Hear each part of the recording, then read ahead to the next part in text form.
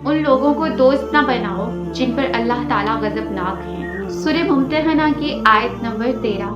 मोमिनो, उन लोगों से दोस्ती ना करो जिन पर अल्लाह गज़बनाक हुए हैं, क्योंकि जिस तरह काफिरों को इस बात पर उम्मीद नहीं है कि मुर्दे जी उठेंगे कब्रों से, इसी तरह उनको आखिरत की भी उम्मीद नहीं है।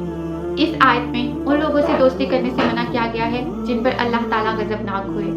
अल्लाह ताला किन पर गज़बनाक होते हैं? जो आखिरत पर ईमान नहीं लाते। अगर इस दुनिया में मायूसी की कोई मिसाल देखनी हो तो हम काफिरों की देख सकते हैं, जिनके प्यारे उनसे रूठ गए, उनको कोई उम्मीद नहीं होती कि वो दोबारा उनसे मिल सकेंगे।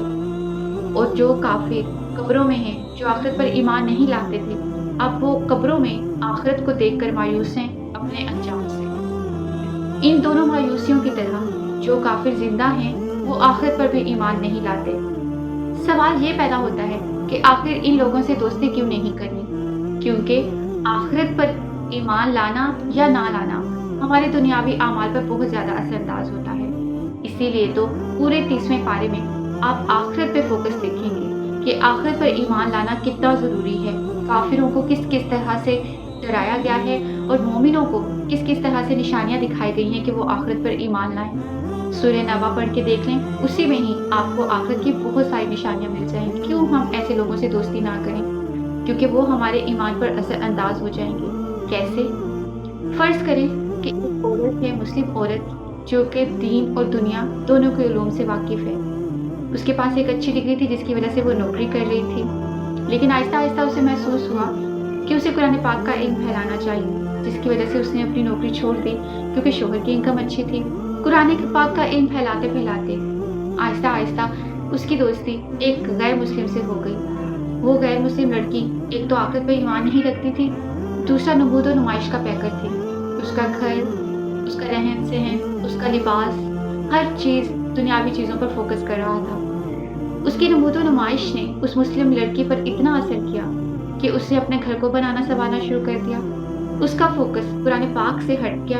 अब दुनियावी ज़रूरियात जितनी बढ़ती जाएंगी और उनको पूरा करने के लिए फिर आपको फाइनेंशियल भी सपोर्ट चाहिए होती है। शोहर की इनकम बहुत अच्छी थी, लेकिन अब ज़रूरियात इतनी बढ़ गई थी कि शोहर की माहाना तनख्वाह कम पड़ गई।